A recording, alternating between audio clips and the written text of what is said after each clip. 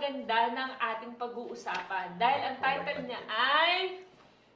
Yan, di ba? Ang title niya ay...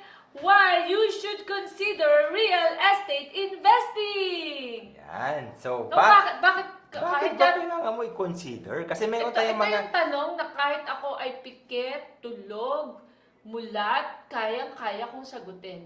Ang tanong ngayon, Terence, di ba?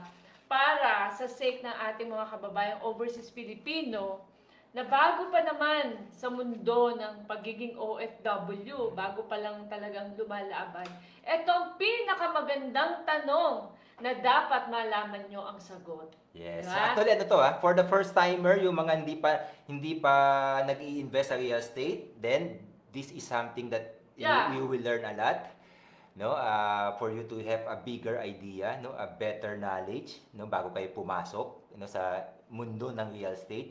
Sa mga second timer naman, third timer naman, yung mga talagang seasoned na, I'll make sure na you will parang ma-remind kayo, bakit ba ako nag-invest sa real estate? Ano ba yung advantage? Tapos, hintay-hintay kayo sa dulo. Sa dulo, isi-share ko sa inyo, when is the best time? Kasi, COVID ngayon, di ba? Crisis ngayon. Ngayon ba ang time para mag-invest? And meron akong sikreto dyan, no? Meron akong principle dyan na malalaman mo when is the best time. Pero mamaya yun, mamaya sa huli yun. So, umpisa ka natin, Ted. Ano ba yung mga reason bakit maganda mag-invest sa real estate? No, why do we need to consider, no? For the first timer, why do I need to consider? For the second timer naman, ano ba kailangan kong bakit ba? Bakit ba sa real estate? Kasi ang dami naman di ba? Alam niyo yung kay Alice Dixon na kanta na commercial, I can feel it, di ba? Kwento mo sa akin. Itong real estate, di ba? Talaga pong gustong-gusto ng marami yan, lalo na kami mag-asawa. Kasi we like it. Why? Kasi ito lang isang bagay na you can feel it, nararamdaman mo.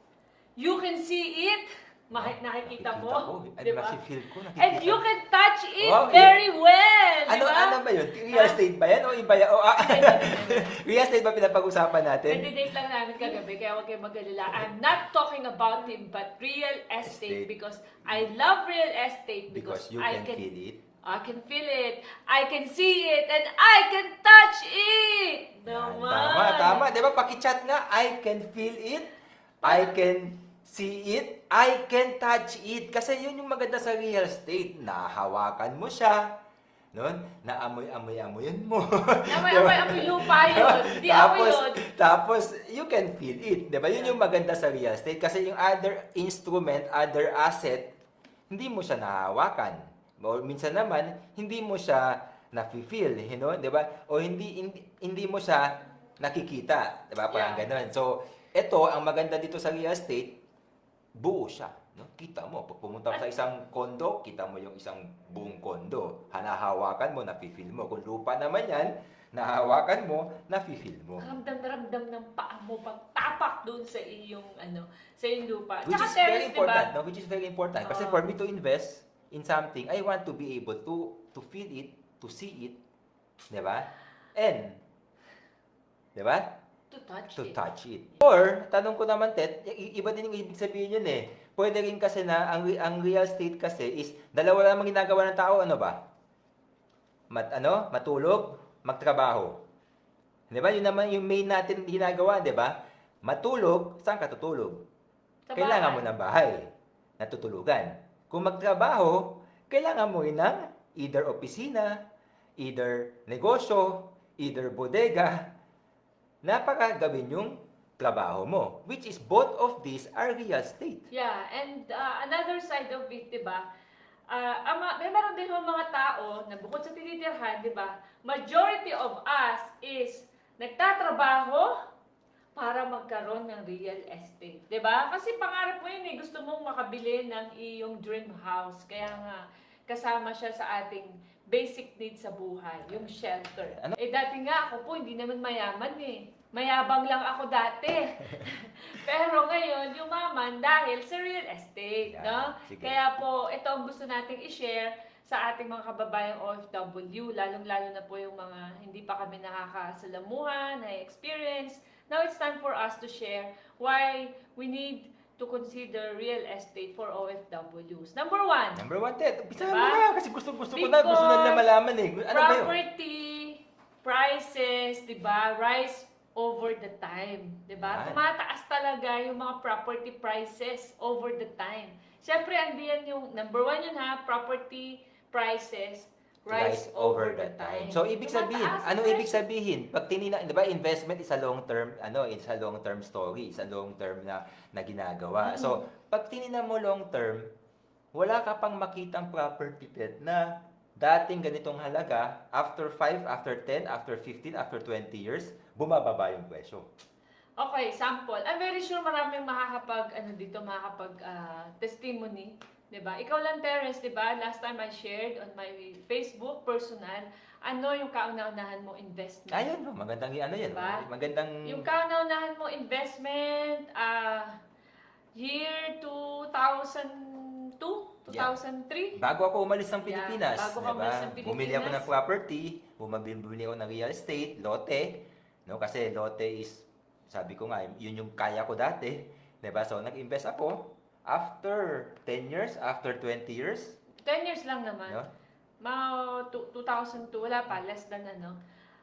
Ngayon, yung kanyang binili before is at 3,500, but over the time, the prices goes up. Yes. Ngayon, yung 3,500 per square meter sa Tagaytay is already at 10,000 pesos per square meter. 3,000, dumoble siya, diba? Walang property na bumababa. Kasi binili ko 2002, 2020 na ngayon, more or less, may 18 years, no? May ganun more or less. Yung presyo, of course, tumataas, bumababa, but average, no?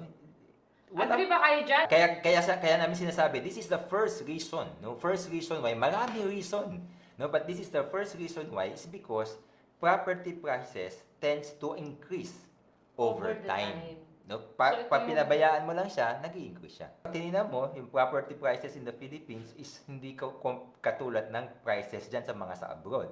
So, ibig sabihin, ang dami pa way para tumaas pa. Kasi compared sa ibang bansa, mababa pa rin tayo. Hindi pa tayo mahal, 'di ba? Sa alam niyo na mga properties, Singapore, sa Dubai, 'di ba? Sa Italy, no, sa London, ang prices talaga sobrang taas. Tayo dito pa lang. So there's so much Kasi space pa to grow developing pa. country kasi consider ang Philippines. Siyempre, ang pangalawa natin ay napakaganda din. That second reason is because of rental income na pwedeng ibigay sa inyo ng inyong real property investment. Diba? Yes, Siyempre, may mga iba tayong investment na magbibigay ng magandang ROI or return on investment and passive income. Yes. No? No, sa Ulitin natin, ha? yung una is capital appreciation. Tumataas yung halaga. Ang maganda dito, pangalawa, aside from capital appreciation na tumataas over time, mayroon ka pang cash flow, which is rental income. Yun, Ito yung diba? pinaka-importante sa investing kasi may mga asset kasi na capital appreciation lang. May asset naman na passive income lang. No? Ito maganda sa real estate, both words, no? Capital appreciation, tapos rental income. Kasi importante din yung cash flow, Ted, diba? Kasi, Yeah, No? especially pag tayo po ay retirement period na. especially for Hindi OFW, na natin kaya magtrabaho. Ano nga asahan natin, di ba? Ayaw nga natin na kaya lang tayo magkakaroon ng pera is because we're working on it physically. So, dapat paghandaan yan. Kaya kami mag-asawa, ang pinaghahanda na namin is yung retirement namin. Kaya kami, may mga for rental and recently, until now, ginagawa po yung tagiliran ng bahay natin, di ba? Kasi ito, ipaparent namin. So, that's a passive income. yes, pangalawa yun, di ba? Pangalawang advantage yun ng real estate. Passive income, cash flow. Totoo Diba? ba? Sabi Totoo nga ba ni- yan? Sabi nga, nga, sabi cash flow, di ba? Parang kasi gusto mo, every month, nakaganyan ka. No, wala kang ginagawa, natutulog ka, tapos binabayaran ka monthly. So, ito yung maganda sa real estate. Meron ka ng capital appreciation, meron ka ng rental income. Of course, aside from yung sinasabi ni Ted, I can feel it, I can touch it. I'm sure marami dito sa ating mga nanonood ngayon is makakapag-attest na talagang may ROI, Yes. may appreciation value, merong passive income. Yes, Yan, tapos marami- yung passive income, Ted, of course, di ba, alam naman natin, yung rental income, lalong tumatagal, tumataas din yan, di ba? Magkano, Ted, yung ano mo, boarding house mo dati, nung nagka-college ka? 3,000 pesos per month. Oh, alam niyo, Naku na, halata ko. alam niyo na yung, Dad, yung ngayon, ano pa yung kwarto pa yun. Ang ngayon, 3,000 pesos, ano pa lang, bed pa lang, bed space pa lang yan ngayon, Ted. So, yung mga millennials ngayon, yung mga bago, alam nila yan na tumataas over time. Of course, no, there are times na bumababa, tumataas, pero ang maganda dyan, may cash flow ka pa rin. For example, ang cash flow mo normal sa pataas na times, 20,000. Ngayon, since may konting crisis, naging 10,000. Pero kahit paano, may 10,000 ka pa rin cash flow every month kahit wala kang ginagawa. Yun yung sinasabi ng real estate. Nakakatuwa talaga, di ba? Kasi may matatanggap ka monthly, no? Yun yung importante, monthly, monthly, na hindi mo tinatrabaho. Yes, maybe you can earn more working, pero physically nandun ka. Pero ito, passive. Passive. Ibig sabihin, wala kang ginagawa, natutulog ka, may monthly ka. Number 3 is physical asset ito. Yes, Hindi physical ito asset. mawawala, hindi mananakaw. Yun nga, sabi ko Pwede nga. mong gamitin pansanla, pwede mong gamitin pantakot sa mga embassy yan. Akala mo na may magti-TNT kami lagi. Excuse me, yayaman ng mga OFW. And number 4, di ba? Ready po everywhere ang financing, 'di ba? Ready everywhere ang mga financing if you want to buy a real estate property, tama? Actually, yun nga, Readily available siya. Yun yung maganda sa real estate, 'di ba? Kasi sa real estate kasi, no, even if ano siya, very very in demand, no? Pero ginawang affordable. No, parang hindi pang mayaman lang. Dati kasi pang mayaman lang ang real estate. Pero ngayon, hindi na pang mayaman lang yung real estate kasi maraming sizes. Kung sa damit, may small, may medium, may large. No, so kung maliit pa yung income mo, pwede ako lote lang or maliit lang na lote. No, 200 square meter, 100 square meter. Kung gitna naman ako, pwede ako condo or pwede ako lote na mas malaki-laki na konti. Or kung ano naman, pwede ako mas malaking kondo or malaking lote, hacienda, 'di ba? So, ibig sabihin, readily available yung financing niya, yung payment scheme niya. Kung mahirap ka, kung ano ka, affordable ba, gusto mo middle income, no? High end, marami. 'Yun yung maganda sa real estate, walang pinipili. Naglalagay ng percentage si BSP kasi siya yung nag-oversee sa mga bangko, di ba? So, gusto niya hindi ma-overexpose si bangko. So, meron niyang certain percentage for real estate loans, no? So, si BSP, sinasabi niya dati na dapat nasa 20% lang kayo. 20% lang ng asset nyo or 20% lang for ano nyo, pwede nyo as loans, no, sa real estate, exposure nyo sa real estate. Ang maganda dito, ngayon, tinaas pa ng BSP.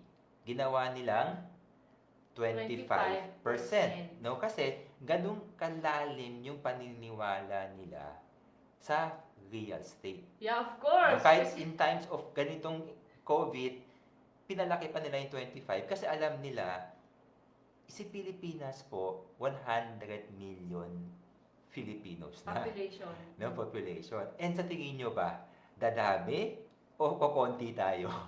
Di ba? So, dadami tayo. So, kung dadami tayo, yung need ng real estate, lalong lalaki, lalong nangangailangan. Actually, backlog nga tayo eh. Ang laki ng shortage tayo ng backlog sa housing. Eh, dumadami pa yung Pinoy.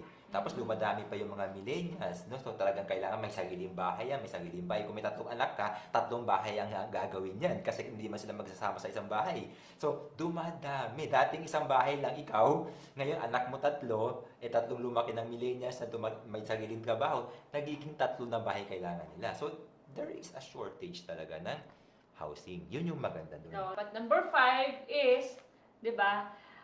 Of course, itong ating real estate investing is pwede siya as buy and sell, 'di ba? 'Yun yung maganda po dito. Hindi lang ikaw ay bibili pwede mo rin siyang ibenta yung property mo. Oo. In due time na nangailangan ka, pwede nga siyang isanla, tinatanggap nga eh. Di ganun din, pwede mo rin ibenta Yes. kapag kailangan mo na talaga. Oh, Diba? nag-abroad ka, ipon ka lang ng ipon, tapos bago ka umuwi, nakaipon ka ng 10. Then maybe every year, magbebenta ako ng isa. Panggastos ko araw-araw, di ba? So may 10 years buhay ako, di ba? Yan. So, Actually, meron akong forward ka din kasi meron nawawala ka sa akong- yan. Yan. Meron akong dagdag na isa. Ah. Meron pa akong dagdag na isa. Ito, napakaganda talaga. Ever since, ito ang advantage ito para sa ating mga overseas Filipino. Forced savings. Diba? Kapag kayo ay natuto mag-invest, diba? That is a forced savings. Diba?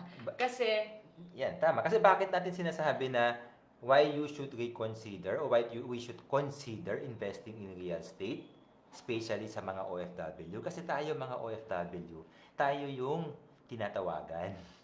Di ba? Pag nangangailangan, pag may emergency yung buong barangay, no? Yung mga kamag-anak natin. So, tayo ang unang tinatawagan. Tayo ang ikaw ang savior. hinihingi ng Actually, tayo tulong. ang savior ng lahat. Diba? Kasi syempre, tayo naman mga Pilipino, hindi tayo makakahindi. Sobrang laki ng puso natin. Kahit wala nang matira sa atin, ibibigay natin lahat.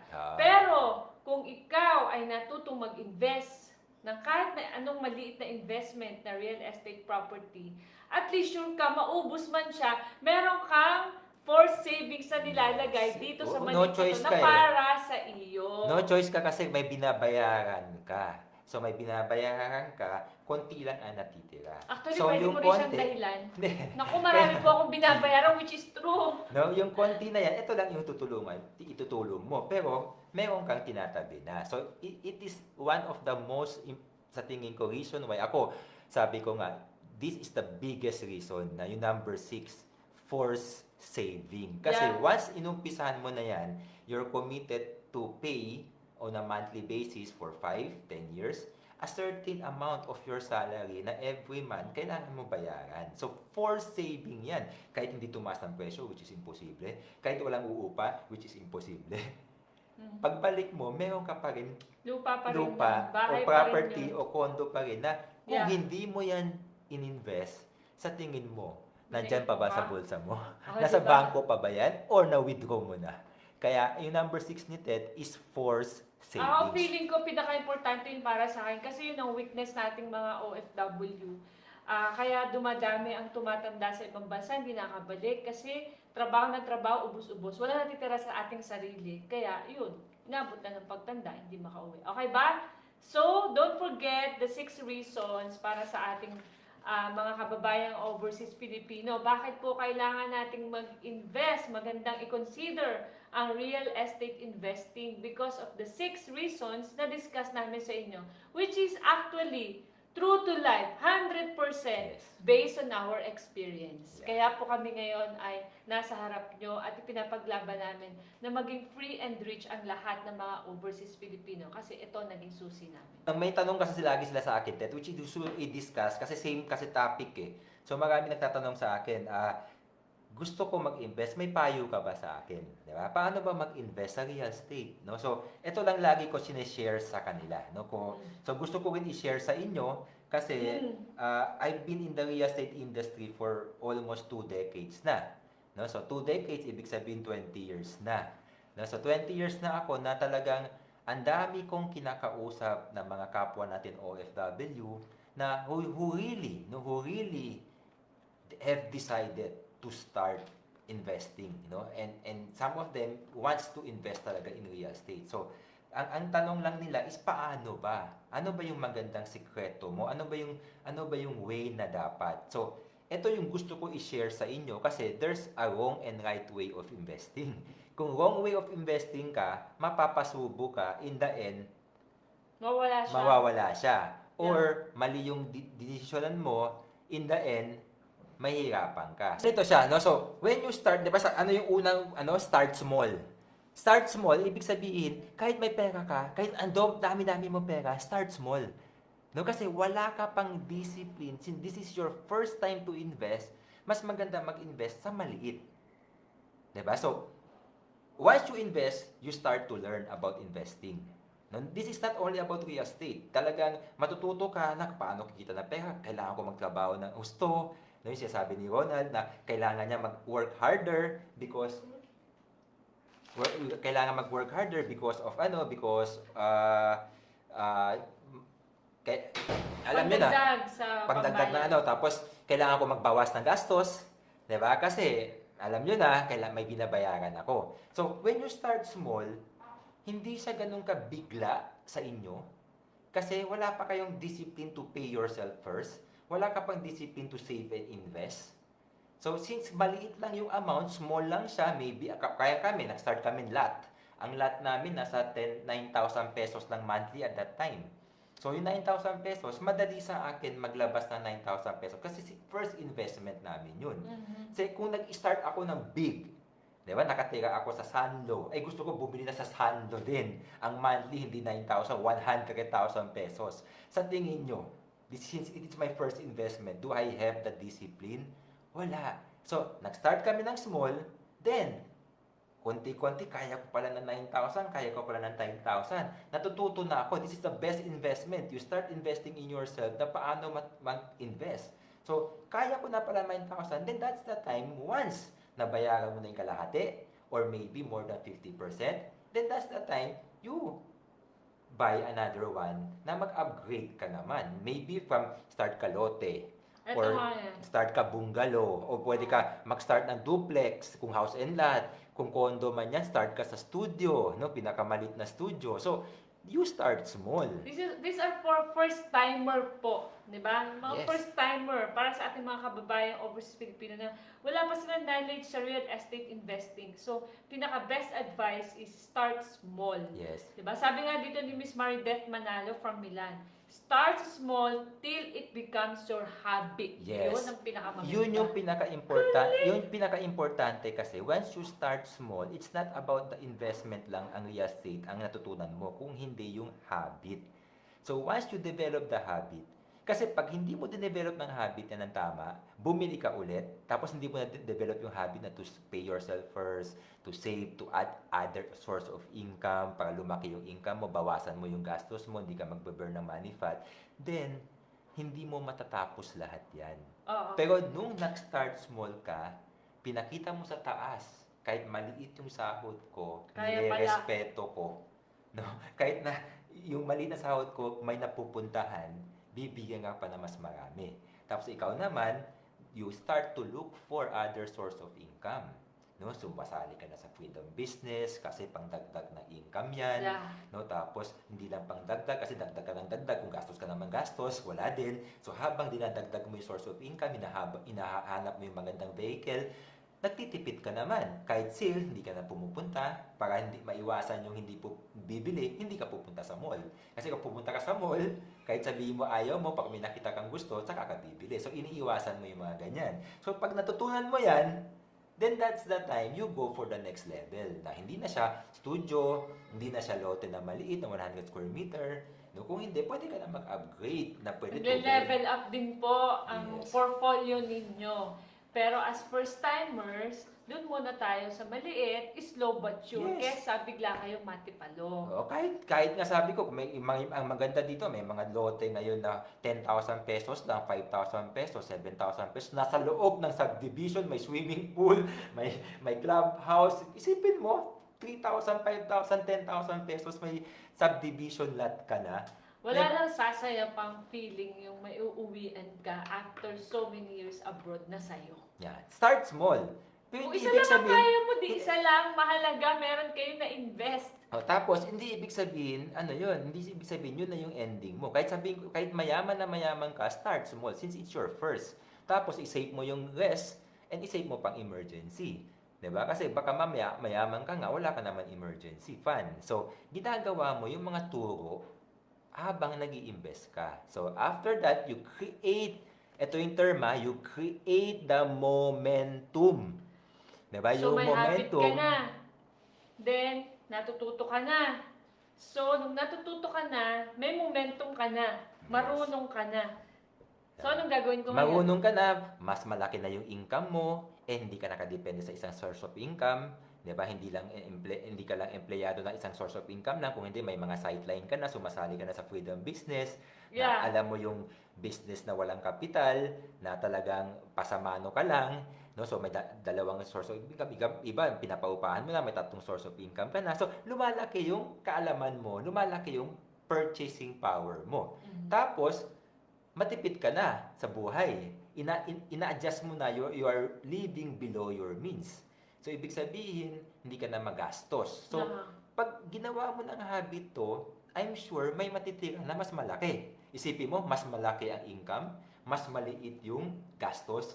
So, meron kang savings na malaki. Then, that's the time you go for 2 bedrooms na, maybe instead na affordable housing, nasa middle income housing ka na, bumibili ng mga subdivision lot, nag-i-improve ka na kasi may momentum ka na. Until to a point, malalaman mo na lang, ay, ang binibili ko, malalaki na, madamihan na, talagang, tapos since ayoko ng problema, may asset manager na ako, instead na pinapaupahan ko ng solo, hahawakan ng isang asset management team, which is meron din tayo na Freedom Cares, Sa Freedom Cares. na sila ang tumutulong mapaupahan, i-maintain, i-repaint, etc. etc. Kahit malayo kayo sa Pilipinas, sila nag-aalaga. May naglinis ng unit nyo ngayong Oo. nag-COVID. Na-COVID, nung umalis yung Yan. mga tenant, nilinis nila, pininturahan, inayos yung mga sira ng cabinet, no? Tapos i-ready na ulit para paupahan ulit. So, instead na ako ang magsasayang ng oras dyan, ibibigay ko sa asset management kasi ang kailangan ko mag-focus on how to earn more income so that I can invest more. Kasi may momentum ka na eh. Yeah. Pero before that momentum, you have to start small. And Slow but sure. hindi lang mag-start small, kung hindi, matutunan yung kailangan matutunan. Paano mag-save, paano mag-invest, Which is the paano habit, mag-grow, no? yung habit. Kaya nga po dito, di ba, we are creating a community. Yes. Di ba? Na talagang you will support each other kasi we have the same line of thoughts, 'di ba? Iisa yung ating goal, iisa yung vision natin. That's why we are inviting lahat ng mga OFWs, come and join us sa Laban OFW Challenge. Yes. Kasi doon nagse-share po kami. Kasi we will teach you to start small, the right way. Huwag kayo magmamadali kasi beginner eh. Meron ba kayo na nagbabike, gusto matuto mag-bike, gusto mag-start ka sa Mountain Harley bike agad. or sa Harley Davidson ka agad? Hindi. Kung si Harley Davidson mo yan kaagad, tutumba yan and sasabihin niya, ayoko na forever. Kalokohan yan. Diba? So, start ka sa pedal na may trainer wheels and start small. So, even if kaya nyo, start small. Tapos develop the habit ha. Kasi importante dun yung habit. It's not na mababayaran mo, tapos higap ka naman. Hindi, Terence, sandali muna. Bakit ba? May pera ako. Ba't ba ako pinapakuha ng maliit muna? May pera pa akong extra. Anong gagawin ko sa pera ko? Yung extra, pwede mo siya i-save, no? Para once na-develop mo na yung habit, you can invest again. Isa yan. Or you can put in emergency fund. Kasi baka mamaya, malaki nga yung income mo, puro sa sahod naman, di ba? Tapos wala kang emergency fund. Tapos wala ka pang habit na paano mag-invest.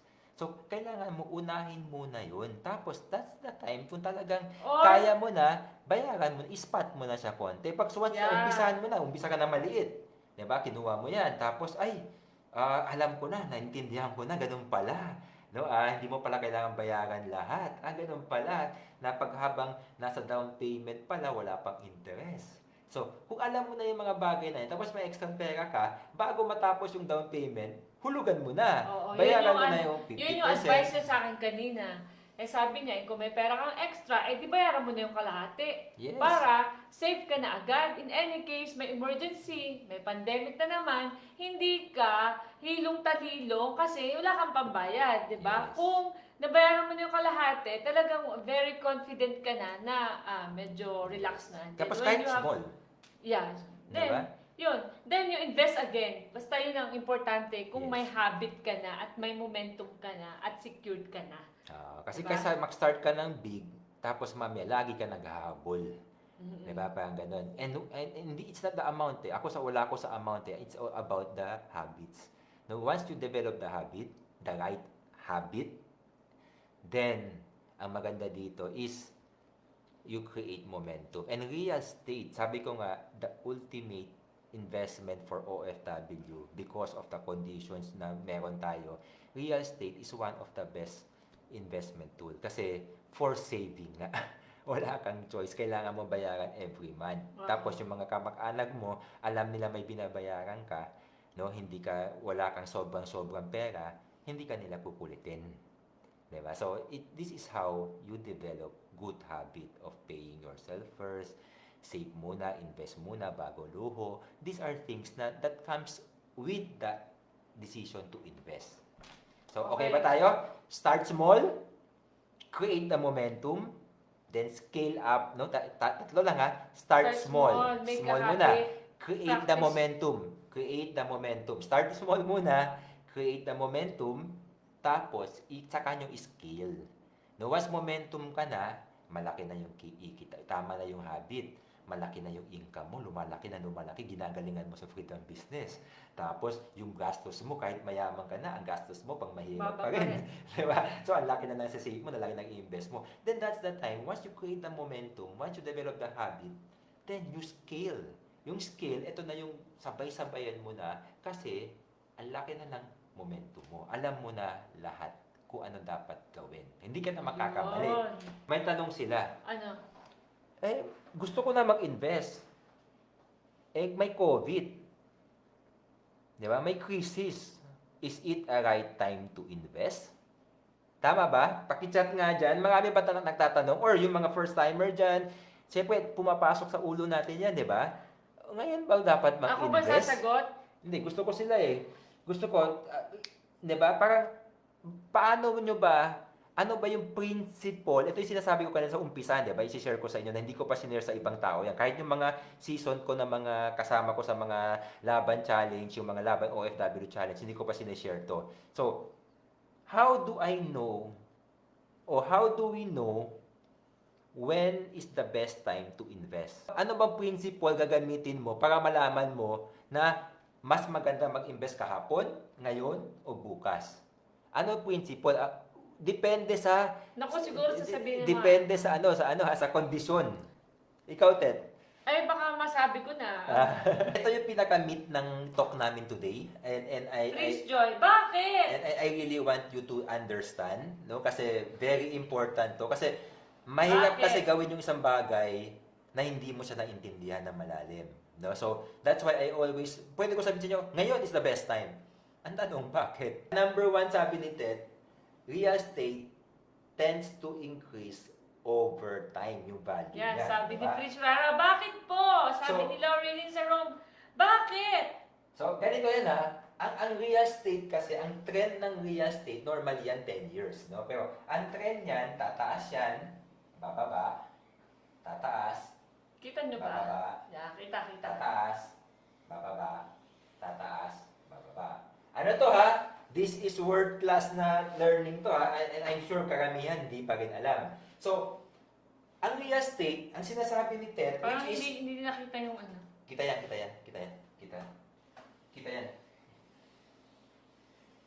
Lapit ko kaya. Yan. Lapit Ay, ka. hindi. Di yan kita. Pero, Kita yan. sige, Kita, sige. Okay. No? So, ito yung trend ng real estate. Kaya, yung sinasabi ni Ted, real estate is one of the asset na talagang hindi volatile. Kasi pag tinignan mo, dati, pag ganyan siya, lagi siya pataas yung presyo. Nakikita nyo yung trending. Kasi yung iba, pag ganyan-ganyan, no, sobrang volatile na pwede kumita ng 100%, pwede rin mawala ng 100%. Ang real estate hindi. Tataas yan, no? Tapos bababa ng konti pag may crisis, tapos tataas, bababa. And normally yan of course, nagbabago-bago yan. Normally yan, this is, ilan years 10? This is 10 years. 10 years. Normally, of course, depende sa sitwasyon, depende kung developing country. So, kung developing country ka, naging developed country ka, bilis yan. Diba? Pero kung develop ka na na country, mabagal yan. Pero pataas ng pataas. Kahit pumili ka. Developing pa lang tayong bansa, Kaya diba? so mas malaking chance, mas steep yung trajectory. So, normally yan, 10 years. Pag napansin nyo, ang economy, 10 years na maganda, pa 9th year, papangit, Tapos, gaganda na naman, papangit, gaganda na naman. Titignan nyo yung history. No? So, normally, ang problema sa atin, normally, saan tayo bumibili kung first timer? Ang first timer kasi, no, hihintayin muna yan na lahat na nabumili, lahat bibili, hindi maniniwala yan. Imposible, hindi yan. Imposible. Hanggang ang dami nang bumili, saka siya maniniwala. No? Saka siya maniniwala na, ay, bibili din ako. No? So, yung iba, dito bumili. Habang tumataas pa lang yung presyo. Pero yung iba, yung mga nega-nega dyan, o yung iba na hindi, walang source, walang connection, o walang nagturo sa kanila, hindi mo na bibili yan. Hihintayin dito, bibili dito. Diba? Nung pinaka-peak sa unang cycle. Ang problema pa, bumili siya dito, naghintay siya, dapat bumili siya dito, kumita na siya. No? Hihintayin, bibili siya sa dulo, tapos, pagdating ng crisis, ibebenta niya. Diba? Pagdating dito, ibebenta niya. Tapos, sasabihin niya, nalugi ako. Diba? Nalugi ako, mali. Mali yan tinuro mo, hindi effective yan, mali. Magagalit pa sa'yo. Pero yung mga bumili dito, which is, ito yung mga crisis points. Ito yung mga crisis. Sa buhay, laging may crisis. Wala itong buhay na walang krisis, ha? Asian financial crisis, di ba? Yung Europe debt crisis, di ba? Ngayon, pandemic, di ba? So, lagi yan dito. Di ba? So, ano mangyayari dyan? Sa tingin nyo, when is the best time to invest? Dito ba sa peak? Or dito sa crisis? Kasi after any crisis, tataas yan for 10 years. Diba? So, ang nangyayari sa karamihan na walang knowledge, bibili sa mataas, ibebenta sa bababa. Lugi. Kasi natakot na. Oo, natakot na. Kasi bumababa yung presyo, ayaw niya hintayin na lang. Kung dito ka bumili, hintayin mo na lang to kasi tataas din to eh. Pero natatakot ka kasi hindi mo alam, dito ka bebenta, lugi ka. Ang magaling na investor, dito pumapasok sa crisis. Kasi sa crisis, anong advantage sa crisis? Sa crisis, maraming mga opportunity. Kasi yung mga dating lote na kailangan mo ibili ng house and lot, bebenta nila as lot only. Kasi ang kaya lang sa crisis is lote muna kasi hindi pa kaya ng bahay. So, these are opportunities na hindi mo makukuha dito. Tapos yung mga opportunities na dati 20% DP, 20% down payment, hulugan in 12 months. Ngayon, 10% na lang, tapos hindi na 24 months, 36 months. Diba? Kasi buyer's market nga siya. So, dito ka bumili sa crisis. Ngayon, nandito tayo ngayon. Ito, Asian. Diba? Ito yung Europe crisis, Euro. Ito yung pandemic, COVID. Anong next na mangyayari? This is the best time. Kasi, after nito, change opportunity mo. Kasi, buyer's market, diba? Mababa yung monthly, magaganda ang mga offer, maluwag, tapos 36 months. Isipin nyo, you have 36 months, zero interest. Ibig sabihin yung 36 months na yan, pwede mo bayaran in full yung binili mo, no? Na walang interest. So, lahat na interest mo, tubo mo na yun. So, hindi mo makukuha yan sa taas. Kung maganda ang economy, hindi mo makukuha 36 months to pay zero interest. Hindi mo makukuha na lote sa isang subdivision kasi ang binebenta nila house and lot.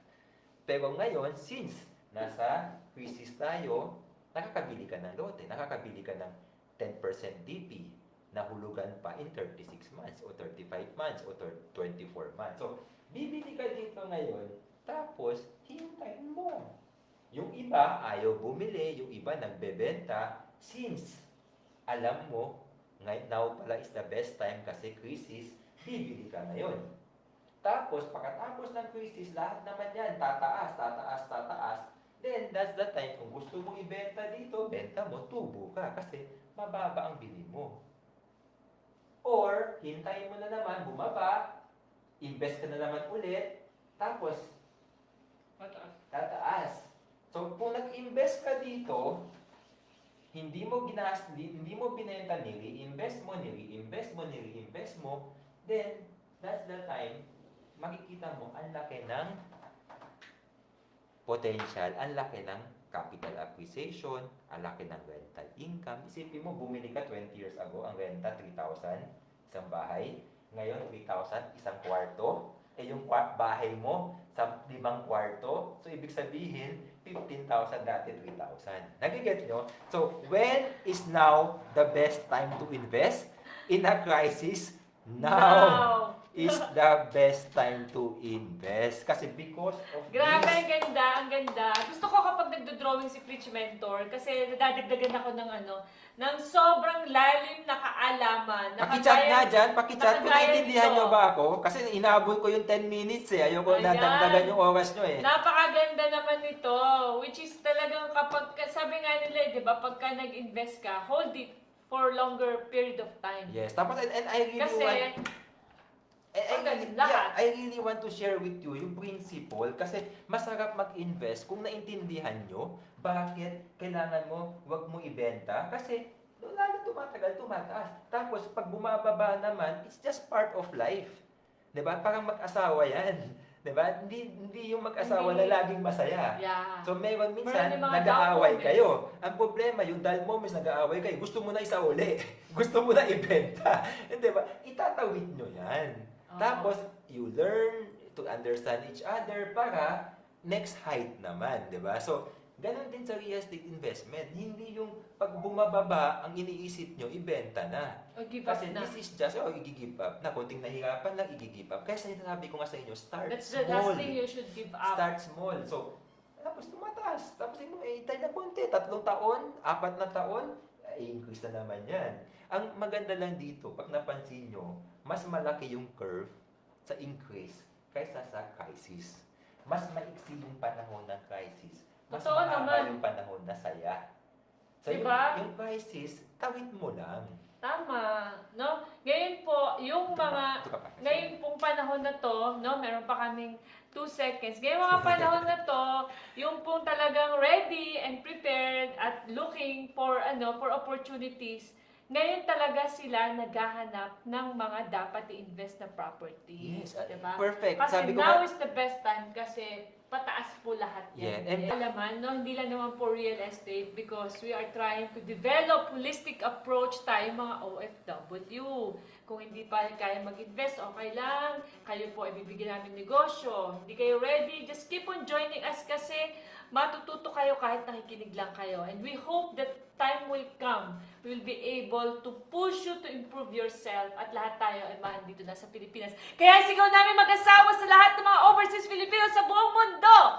Laban OFW! Preach your life! Yan. Kulit. Salamat ha. Salamat again ha. You will learn when you start investing. No, so hindi pwede po dito lang makinig lang. Kung hindi, mag-start na para ipuput nyo into action. So again, maraming Yes. maraming salamat. See you. See you Yes. sa inyo lahat.